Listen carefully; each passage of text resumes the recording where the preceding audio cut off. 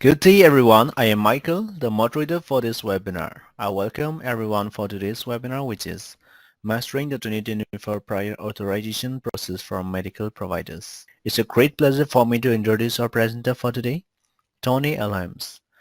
Tony Elhams, CCS, CPC, CPMA, CRC, AHIMA approved ICD-10-CM, PCS trainers, is an internationally known speaker and recognized subject matter expert on medical coding, reimbursement, compliance, and revenue cycle management. She holds multiple credentials with American Health Information Management Associations, which is AHIMA, AHIMA, and the American Academy of Professional Coders, AAPC. I would now like to hand over the floor to the speaker. Over to you, Tony. Thank you so much for that introduction, and thank you to all of our attendees today. We're going to be talking about one of my favorite topics, prior authorizations, and how to navigate them in your medical practice. So basically we're going to talk about some of the key challenges.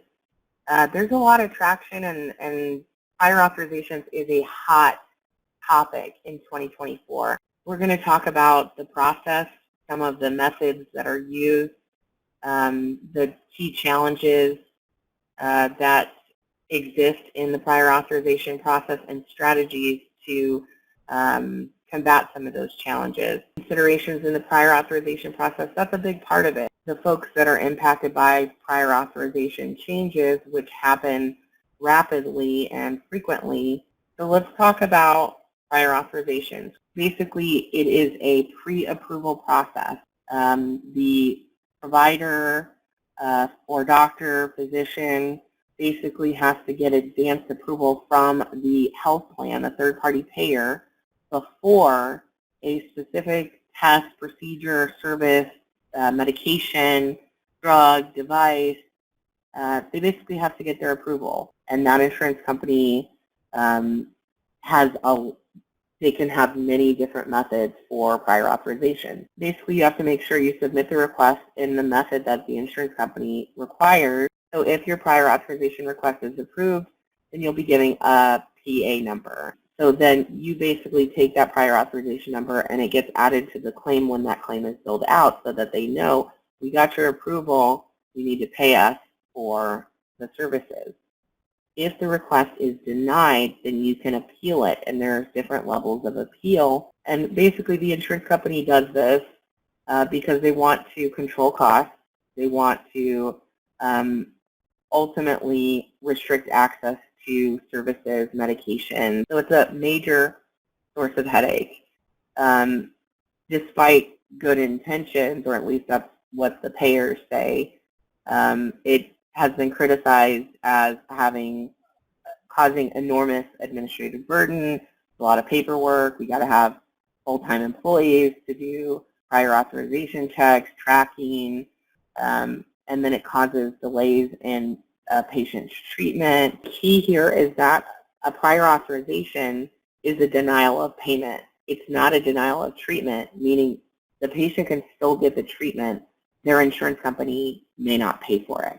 And so that's really a key distinction that you have to constantly educate your patients on. It's manually intensive. It takes a lot of time. So most doctors believe that prior authorization protocols lead to unnecessary waste and avoidable patient harm. That's a lot of people that have been affected by unnecessary administrative burden. The AMA says that prior authorizations have bad outcomes and they ultimately delay care.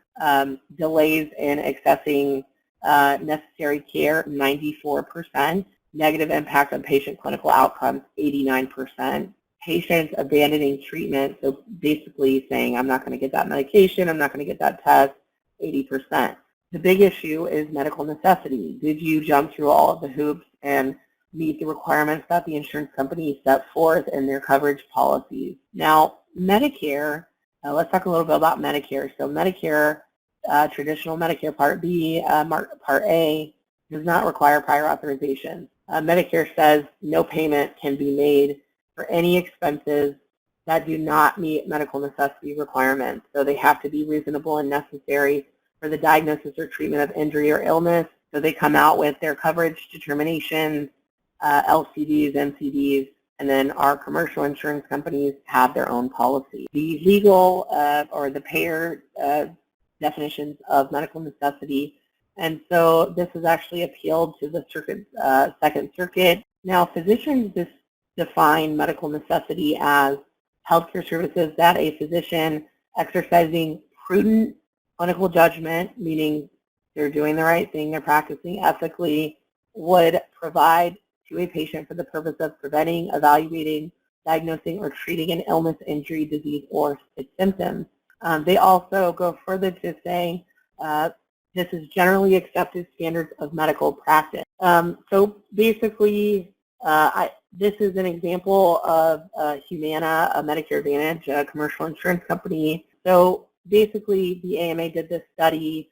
They asked about serious adverse events. They asked about prior authorizations, how much time it takes, how much burden it is, what that impact is. Medicare introduced a landmark rule, the CMS 0057F, or the Interoperability and Prior Authorization Final Rule. They have a whole host of requirements. The problem is it doesn't go into effect until 2026.